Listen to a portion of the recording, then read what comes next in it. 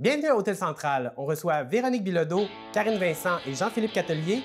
On va essayer de voir si la vie de musicien, c'est vraiment une vie de party tout le temps.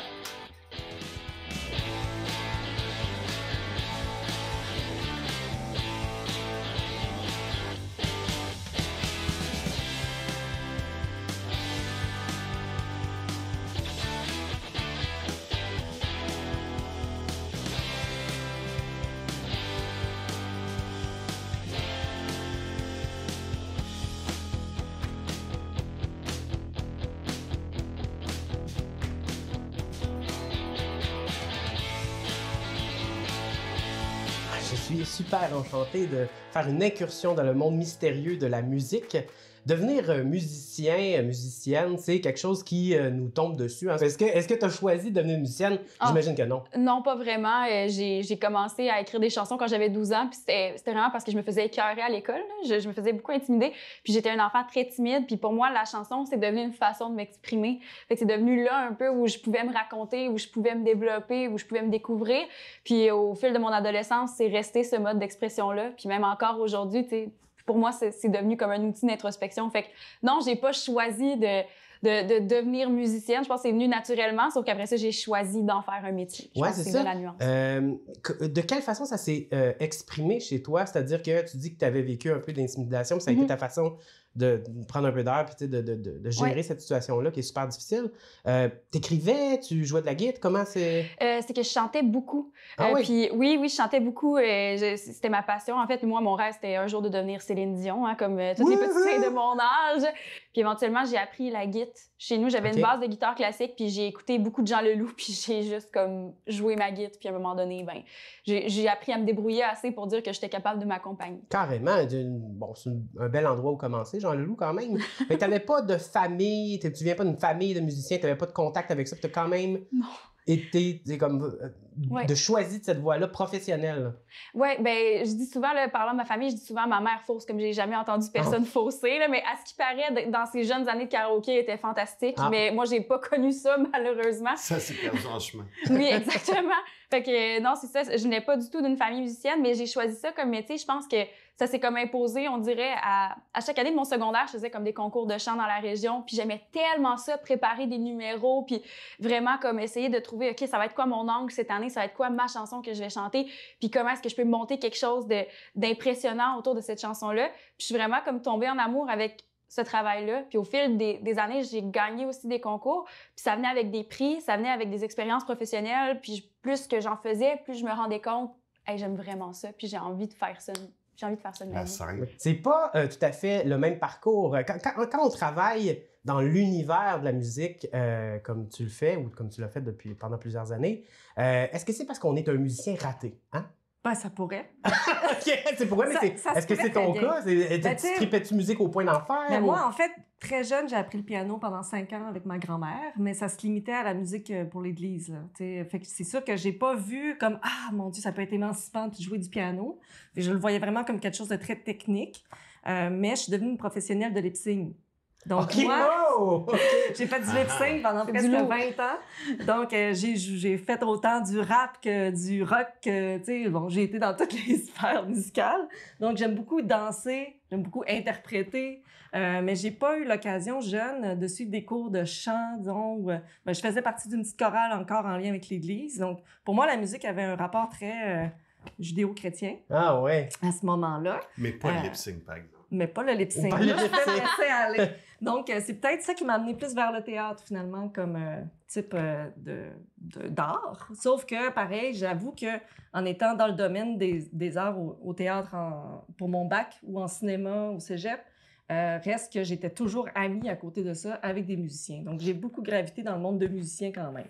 Alors toi, professionnellement, comment t'en es venu à t'impliquer au niveau de l'univers de la musique? Qu'est-ce que tu fais finalement en musique quotidiennement? Ben, ce que je fais maintenant, c'est plus représentatif de ce que j'ai fait avant. Okay. Bon, donc avant, c'est que j'ai été diffuseur pour le festival Éco-Fête. Puis je m'occupais du volet de la programmation musicale pendant plusieurs années. Donc ça, c'était intéressant. Ça m'a permis de plonger dans tous les styles parce qu'on faisait 4 soirs de styles différents avec 3 bandes par soir. Puis ensuite, je suis devenue directrice générale de cet organisme-là. À côté de ça, on a fait une programmation musicale à la Forge à Bérubé. qu'on appelait les foyers musicaux à ce moment-là. C'est monté vite à 12 shows par année, donc un show par mois. Puis à un moment donné, ben là, j'ai créé un organisme qui s'appelle L'Œil de la Tempête, qui est un organisme de diffusion musicale aussi.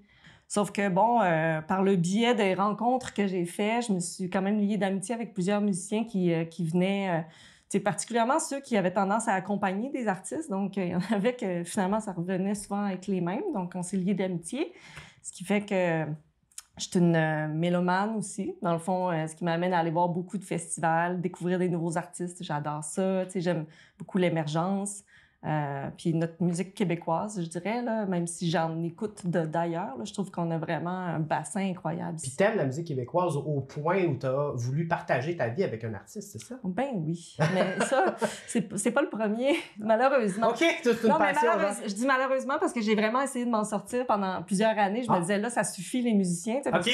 Il y a tout le bagage historique qu'on a autour d'un musicien aussi, là, ce qui amène pas toujours une grande confiance en comment ça se passe en tournée et tout ça. Donc, ça peut être des fois un petit peu fatigant.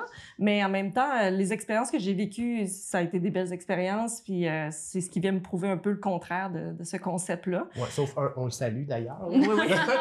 Non, on peut dire ça, sauf un. OK, c'est bon. Mais c'est ça. On peut le nommer, tu partages ta vie avec David Marin. Avec David Marin, oui, depuis 4 ans maintenant. Auteur, compositeur, interprète, beau bonhomme. Ouais. Un Québécois de talent en musique, quelqu'un à découvrir absolument, c'est clair.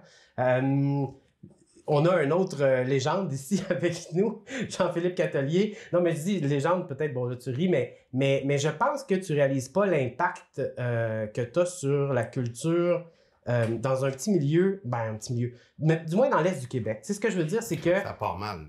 Ah oui, ça part mal. Non, mais parce que... Pas d'accord. Je veux que tu réalises, ça fait longtemps que tu fais rayonner ta passion à tous les instants de la journée, à toute la semaine, tout le monde que tu rencontres. Tu vis de ça, littéralement. La musique, ça te fait vibrer à fond, là. Oh oui, ça, c'est vrai. C'est vrai que ça me fait vibrer. C'était, je pense, quand j'ai habité à Montréal, que j'ai vraiment été comme allumé par toute la richesse. C'est parce qu'on ne sait pas le nombre de personnes qui jouent de la musique dans des bars partout sur la planète. Après, j'étais en Europe, je me suis rendu compte qu'il y a des réseaux invisibles de musiciens, de bonne musique, qui finalement va peut-être pas jamais aller sous les grands projecteurs. Et ça, cette scène-là, elle m'a allumé comme ça n'a pas d'allure. Puis j'ai eu envie de la faire vivre ici parce que c'est beaucoup une histoire de grande ville. C'est beaucoup dans les grands centres qu'il y a toutes sortes d'échelles de musiciens. Il y a la superstar, mais il y a aussi la personne qui commence puis qui essaie de se faire voir. Mais tout ça se croise.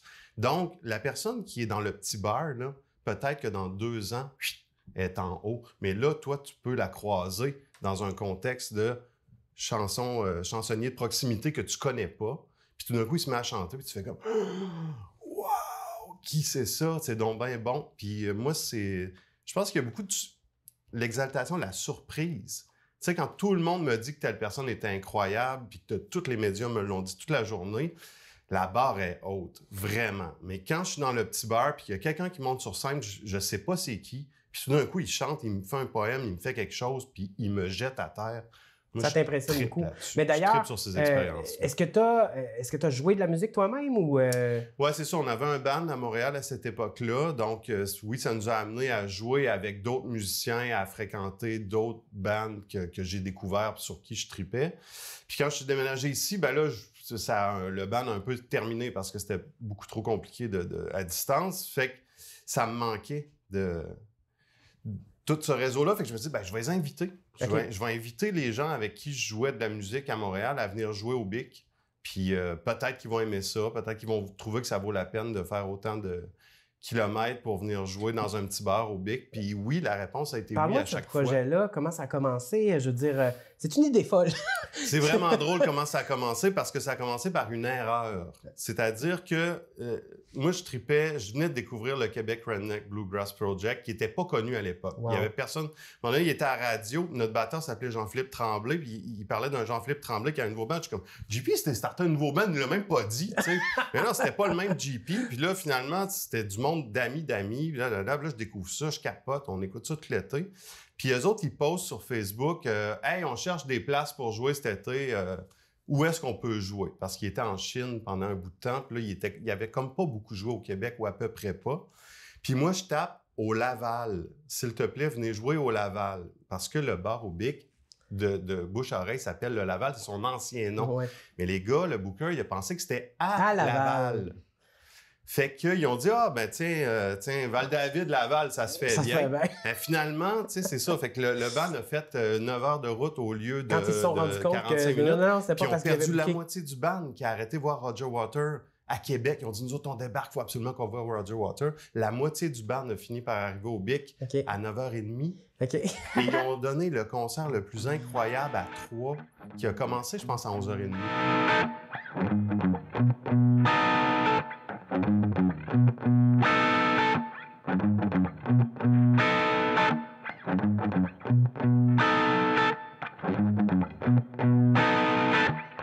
Ça, les vies de musiciens, ça doit pas toujours être évident. Moi, j'en côtoie une couple à cause du travail. C'est accueilli en chef, c'est reçu au homard, mais moi, dire, ça ressemble pas mal plus à du monde qui vit dans un 3,5 avec l'envie de mourir entre 2 spaghettis, là. On pense beaucoup à la guitare, mais le pauvre gars, là, le pauvre trianguliste, lui, là, hein? Où c'est qu'il joue, lui? Qu'est-ce qu'il fait, lui? T'es un joueur de bongo, mettons, là.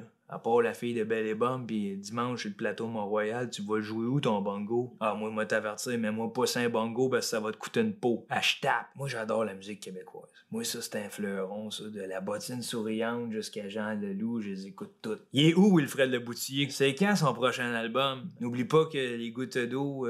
N'oublie pas que ce sont les gouttes d'eau qui alimentent le creux des ruisseaux. Ah, Wilfred. Plus fort! Dans ma famille, ça joue de l'accordéon. J'ai des joueurs de cuillère, des joueurs de violon, des joueurs de musique à bouche, et même des joueurs de tour. T'as bon dessus. Moi, j'ai déjà essayé de jouer de la musique, ça a fini avec une corde dans l'œil. Depuis ce temps-là, j'ai des lentilles cornéennes. Attention à la maison. T'as quand même amené quelque chose parce que, anecdote, pas cette fois-là, mais je pense que la deuxième fois qu'ils sont venus, moi, j'ai dû faire face à la musique. J'ai été barman face à Bluegrass Project, OK? Et je vous le dis, c'est une expérience que je n'oublierai jamais parce qu'ils mettent autant d'énergie dans leur travail de scène que dans leur fête. Est-ce que c'est vrai que c'est la vie de party tout le temps, la musique? Mais, tu sais, je dirais que ça devient difficile pour eux. Je parle pour eux, là, mais tu sais, ils pourraient dire le contraire. Mais à un moment donné, quand t'es le band de party, t'es un petit peu obligé de livrer le party, puis des fois, ça te tente pas tant que ça, tu sais. Okay. Mon oncle Serge, c'est un bon exemple de ça. Okay. En fait, lui, il livre le party, comme on dit. C'est un personnage de scène, mais en dehors de la scène, c'est quelqu'un de très réservé, philosophe. Qui aime parler de la politique. Oui, c'est Dr. Jekyll and Mr. Hyde. Oui, c'est ça. Puis, il y a déjà un show à la Forge où là, il m'a demandé, penses-tu que ça serait possible? Parce que là, il était fatigué. Ça faisait plusieurs soirs d'affilée qu'il faisait des shows. Je pense qu'il arrivait de la pocatière. Puis là, il était comme, là, je suis brûlé. Je me suis fait lancer des bières dessus hier. Puis là, il était comme, est-ce que c'est possible que le monde soit assis pour écouter mes paroles? J'ai dit, bon, on va faire ça. Première partie du show, on dit aux gens que c'est assis. Ils écoutent tes paroles, puis si tu veux un moment donné qu'ils se lèvent, ils le feront. Finalement, ça a super bien marché. Là. Il était comme fatigué qu'on n'écoute plus ce qu'il dit. Mais je pense que tu as un exemple intéressant parce que autant, il a fait avec Anonymous, mon oncle Serge, c'est un peu dans une lignée aussi de d'autres chansonniers du Québec qui ont comme des personnages, puis qui sont comme pris dedans un peu après. Faut dire que les paroles que ces gens-là se permettent, si je prends certaines tunes de mon oncle Serge, c'est intense, là. On a l'impression que l'artiste a une liberté que les humains normaux, comme moi, n'ont pas, par exemple. Est-ce qu'on permet tout aux artistes? Bon, là, ta maman écoute, mais raconte-moi pas tout. Mais je pense pas qu'on... En tout cas, en 2020, aujourd'hui, je pense pas qu'on permette tout nécessairement aux artistes. C'est justement, il y a comme eu beaucoup de vagues de dénonciation dernièrement là, par rapport à certains artistes, mais aussi par rapport au message qui est véhiculé dans des chansons. Là. Peut-être que justement, à un autre moment, c'était plus facile de dire, de prétexter en fait le rôle d'artiste comme pour dire tout et n'importe quoi. Mais aujourd'hui, je pense vraiment qu'il faut quand même une certaine conscience. Il faut que ce soit bien fait, il faut que ce soit fait avec vraiment une conscience, puis avec une certaine éthique aussi, j'ai l'impression. Si tu veux vraiment dire des propos comme assez intenses, Ben oui, disons-le comme justement. ça. Et où, JP, la frontière entre la rébellion nécessaire, l'espèce Moi, je pense de... qu'il y a vraiment deux sujets là-dedans. C'est-à-dire qu'il y a des gens qui chantent des chansons absolument merveilleuses d'amour et qui sont des pires enculés du monde dans la vie de tous les jours. Ouais. Ce qui est terrible, c'est les comportements. Les paroles de chansons puis l'art, c'est fait pour exprimer. C'est-à-dire que on peut se mettre dans un personnage de tueur en série qui écrit une chanson d'amour tout en tuant la personne qu'il aime. C'est magistral. Nick Cave fait ça depuis Nick toujours. Oui, oui, oui. bon. Puis Tom Waits, puis je veux dire, l'art est fait pour notamment, pas seulement pour ça, pour s'exprimer son moi, son je, ou pour créer un personnage, aussi horrible soit-il. Mais après ça, ça n'excuse aucun comportement, que tu sois artiste, que tu sois Que tu sois pas artiste aussi. On parle de l'art puis de ce qu'on a le droit de faire, de pas faire, mais ça a des grosses ramifications aussi au niveau de la business. T'as tenté un peu de la business. Est-ce que t'es agent de ton chum? Comment ça marche? Gérante, en fait. Gérante c'est ça. d'artiste. Oui, Yes. agente, ça va être plus la personne qui va s'occuper de booker les spectacles, ce que Oui. je fais pas. C'est ça. Mais gérante, en fait, C'est c'est... la personne qui fait l'argent, c'est ça. Non. qui boit du vin. Non! Non, dans le fond, gérante, tu sais, tout le monde va jouer un rôle différemment selon les gérants, selon les besoins de l'artiste. Là. Il y en a qui ont besoin qu'ils s'occupent de faire de faire leur calendrier de rendez-vous chez le dentiste et tout ça, puis de les appeler le matin même. Hey, oublie pas, t'as ton rendez-vous. Mais moi, c'est pas ça. C'est David, en fait, que j'ai fait de la gérance pour lui finalement parce que c'est venu naturellement, parce qu'on prenait beaucoup de temps ensemble à réfléchir. Là, où est-ce qu'il est rendu, où est-ce qu'il s'en va, c'est quoi ses objectifs. Donc, tu sais, ça s'est fait un peu naturellement, ce qui fait que je l'accompagne parfois dans des événements pour le représenter ou quand il n'est pas là. Est-ce que le fait que vous soyez un couple, ça te permet une intrusion plus grande dans son domaine artistique? Comment ça fonctionne? Est-ce que c'est une conversation ou... Ben, je sais pas qu'est-ce qu'il penserait de ça, mais tu sais, je dirais que oui. Là. Je participe beaucoup à l'écoute de ses premiers essais, pour ce qui est de l'album et Las Vegas qu'il a fait, Oui. là, j'ai participé énormément à écouter les premières versions, à donner mes commentaires, à nourrir ça aussi à ma manière. Là. Ça, j'ai toujours aimé ça, faire ça. Là. C'est comme, j'adore travailler sur le processus de création d'un artiste, puis aussi entendre le texte et la musique qui l'accompagne, ce que ça évoque pour moi. Est-ce que c'est vrai, ça, dans ton expérience énorme, c'est pas moi qui le dis, c'est toi, que les artistes, c'est quand même des êtres spéciaux, peut-être plus connectés ou tourmentés, ou est-ce que t'as senti ça chez des êtres sensibles, des êtres Ben oui. particuliers? Ben c'est sûr que c'est du monde qui mettent leur trip sur la table. Hein? C'est quand tu oses dire à voix haute des textes que tu as écrits dans ton intimité, des choses que tu penses. Je pense que oui, c'est des êtres sensibles, comme tous les artistes, à mon avis, c'en est. Le musicien, je trouve qu'au-delà, par rapport à le monde du théâtre, disons, où est-ce qu'on représente une autre personne. Donc, on doit apprendre à interagir comme quelqu'un d'autre, à s'imaginer dans la peau de quelqu'un d'autre. Mais le musicien, lui, c'est lui-même qui présente sur scène. Peut-être, sauf, il y en a qui jouent plus des personnages, comme on disait mon oncle Serge. Mais la plupart des musiciens, c'est je m'en vais là sur scène, présenter qui je suis. Puis moi, c'est ce que je trouve vraiment incroyable. Oui. Comment tu vis cette discussion-là? Est-ce que tu penses que tu es une être sensible et spéciale? Je le sais que je suis sensible. Tu sais, je me connais. Là, genre, je le sais que je suis une être émotive, là, que je vais être très dans mon ressenti. Je le sais que je suis une personne...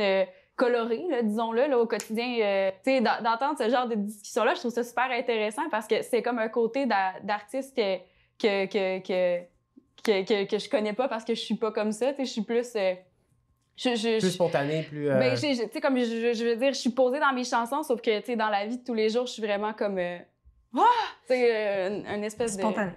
Ouais. Puis Est-ce que pour toi, ça a été difficile de mettre sur la table, comme Jonathan disait tout à l'heure, de l'intime? On prend de l'intime et tout d'un coup, on l'apporte, on l'offre à tout le monde, un espace intime à soi. Je dirais que je m'en suis pas rendu compte au début que j'offrais de l'intime. Tu sais, j'étais plus... Justement, quand j'ai commencé à écrire des chansons, c'était comme tellement naturel, c'était tellement pour m'exprimer puis pour m'affirmer moi.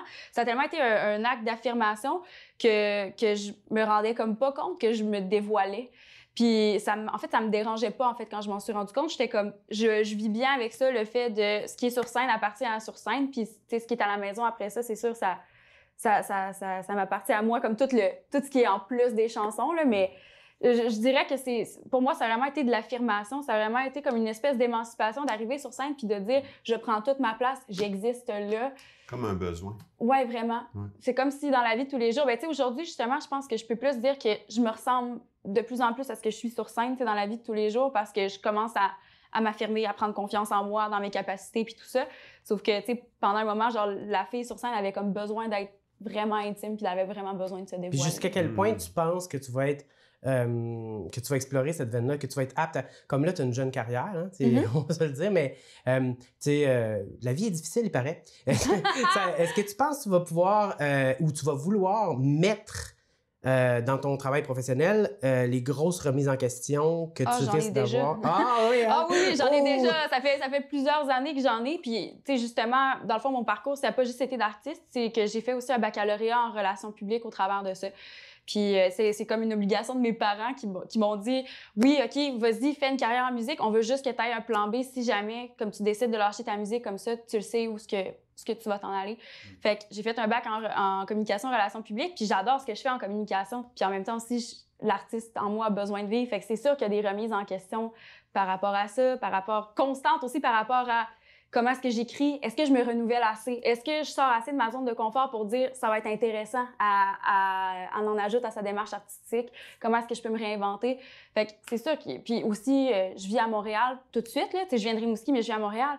Fait comme, OK, quand est-ce que je reviens en région? Quand est-ce que je fais ce move-là? Est-ce que j'ai envie d'avoir une famille? Si oui, quand? Est-ce que j'ai envie de faire de la tournée? Tu sais, c'est plein de questions. Je disais, ça a l'air drôle, la vie. Hein? Mais c'est drôle, ça me fait penser parce que on sent dans ce que tu nous as livré là, merci d'ailleurs, mais tu sais, c'est chargé, tu sais, t'es une personne vraiment derrière tout ça, puis on n'a pas l'habitude de s'exposer à ça, c'est-à-dire que les artistes, c'est les artistes, tu sais, puis c'est comme des êtres magiques là, qu'on regarde de loin, en tout cas nous, pas toi, mais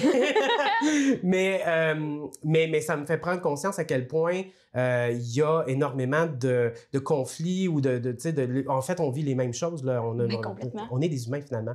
Tu parlais des artistes émergents, tu parlais d'un autre genre musical. Je veux dire, c'est des choses qui sont pas tant connues du public non plus. C'est tout le temps une espèce de minorité qui vont être des passionnés de musique, qui vont s'intéresser à ça. J'ai envie de te demander, pour ou contre les radios commerciales? Pour ou contre? Je veux dire, pour. Je pense que tout doit exister et je ne mettrai pas la barrière à personne. Je dis tout a le droit d'exister, mais il y a quand même des limites. Mais la radio commerciale a le droit d'exister comme toutes les autres formes de radio. Est-ce que tu aurais eu ce discours-là étant plus jeune? Est-ce que tu accréditais autant la possibilité d'une radio qui passe toujours les mêmes chansons à la même heure ou à peu près, d'artistes très connus? Moi, ça me convient pas. Moi, ça me convient pas, là. C'est-à-dire que moi, ça m'agresse. Ah, carrément? Oui, moi, ça m'agresse. Je zappe tout de suite à cause de la manière que ces trucs-là fonctionnent. Parce que le monde sont trop de bonne humeur, là. Ils sont dans le tapis. Ils te vendent des souffleuses, un artiste, la météo. Non, moi, ça marche pas. Fait que c'est pas tant au niveau de la musique. C'est plus peut-être... Mais la chanson, je la trouve bonne, mais si tu me la fais écouter par obligation 15 fois, ça marche pas. Si j'ai le goût d'écouter une chanson 15 fois, je vais choisir de le faire, mais c'est pas quelqu'un qui va me l'imposer. Donc, avec moi, ça fonctionne pas bien. C'est normal qu'il n'y ait pas... Il y a peut-être des gens que c'est leur bonheur quotidien, cette radio-là. Puis il y en a, mais aussi, ça vient nuire, je pense, à l'ouverture et l'éducation sur le monde de la musique, parce qu'à un moment donné, ça vient que ça écœure. Je me rappelle qu'on recevait un artiste à un moment donné à la Forge, puis il y a des gens à qui je disais « Ah, ben tu dois le connaître maintenant, sa musique passe sur la radio commerciale. » J'essaie d'aller chercher monsieur, madame, tout le monde. Puis il me dit « Ah non, même, je suis rendu tannée de l'entendre, ça tourne. » Fait que là, j'étais comme « Bon, ça reste qu'on est dans l'histoire, là, on est dans une période vraiment là, où là, la tête d'affiche est importante. Pour le commun des mortels, là, en fait, là, on est vraiment dans ça. Puis je pense que oui, ça peut nuire à la longue à l'art. C'est un peu comme de forcer des enfants d'apprendre un instrument quand ça leur tente pas du tout. Ben, ça peut faire en sorte que pour eux, la musique, ça devient une bête noire, tu sais. Donc, en tout cas, ça, c'est vraiment... Moi, je fais assez confiance aux l'extrême. gens. Tu sais. Moi, j'espère que la personne qui est tannée d'écouter la même tune qui passe, elle va peut-être juste changer de canal, peut-être mettre un CD, peut-être... Moi, je fais beaucoup confiance je pense aux que gens. je parlais plus Puis- de l'aspect dans les commerces. Tu sais, là, que quand quelqu'un Ouais. travaille dans un commerce puis que c'est une musique tu sais, qui Dans passe, les qui est commerces, souvent, ils décidée. veulent du normal. Ils veulent pas que ça soit bizarre ou C'est autre. ça. Ils veulent que ça soit normal. Fait que c'est un bruit de fond normal. Tu sais. Mm. Puis ça, ils ont décidé que dans leur commerce, ça allait être normal parce qu'ils considèrent qu'ils vont atteindre plus de gens normal en restant normal. Bien, c'est ça. Ils ont le droit, mais moi, je fais confiance aux gens pour faire émerger d'autres choses, Ben, d'autres à propositions. tel point que toi-même, tu Et t'es que- investi puis tu as un projet. Ben oui, puis on a des belles surprises parce qu'on programme des gens qui sont pas très connus. Qu'est-ce que Puis, c'est? Où ça? il y a Comment? les résidences musicales au Moulin, c'est un projet où est-ce qu'on accueille des artistes pendant une semaine pour travailler sur de la musique et en échange, à la fin de la semaine, ils produisent un spectacle dans la cour extérieure, au BIC. Et on a la belle surprise de constater que les gens viennent. Et ils connaissent pas l'artiste qui va jouer et c'est pas grave. Ils ont compris que c'était intéressant d'être curieux, de venir puis que ça allait être sympathique. Parfait. Bien, on a appris que la musique, c'était pas juste le party, c'était aussi des êtres humains complexes et attachants. Ah, comme vous. Santé. Santé.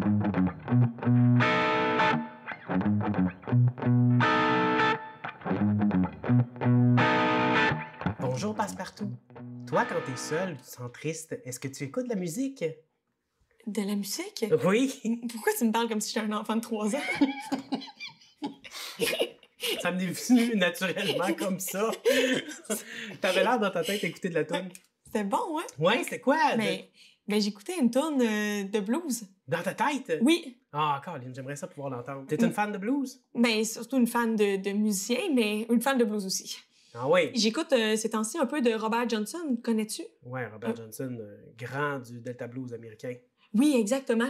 Il a été une influence pour beaucoup de groupes, Led Zeppelin, Jimi Hendrix, et j'en passe. Puis lui, il a vraiment une drôle d'anecdote qui circule à son sujet. Il a une drôle de vie, ce gars-là, hein? Il a comme une légende qui circule un peu à son sujet. On dit qu'il aurait fait un pacte avec le diable. Ah oui. Oui, parce qu'au début, quand il a commencé sa carrière, il était incapable de jouer de la guitare. Pourri. Tout le monde raconte dans tous ses livres qu'il était incapable de jouer de la guitare et harmonica, c'était à peine s'il était capable, mais il voulait quand même jouer de la musique. Fait qu'il a continué. À un moment donné, il aurait disparu pendant à peu près un an et quand il est revenu. Il jouait très bien de la guitare et serait devenu célèbre. Ah ouais. Oui, il a même raconté à quelqu'un que c'est lors d'une soirée. Il était seul. Il a sorti sa guitare, il s'en allait jouer et une silhouette serait apparue. C'était le diable. C'est ça qu'il crie. Le diable serait arrivé, aurait pris sa guitare, l'aurait réaccordée. Il aurait redonné, puis il aurait été capable de jouer. Sacre C'était une affaire de guitare mal accordée, dans le fond. Mais après, tout le monde a parlé de lui, de cette histoire-là. Puis il a fait plein de chansons avec des termes un peu, tu sais, ésotériques où il parlait de ça.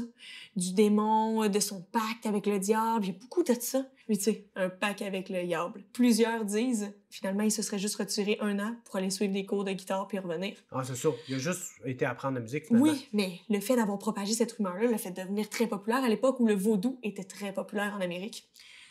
Fait que, comme quoi, des fois, compter des petits mensonges, ça peut quand même servir à sa popularité et surtout, à ce moment-là, probablement, se nourrir.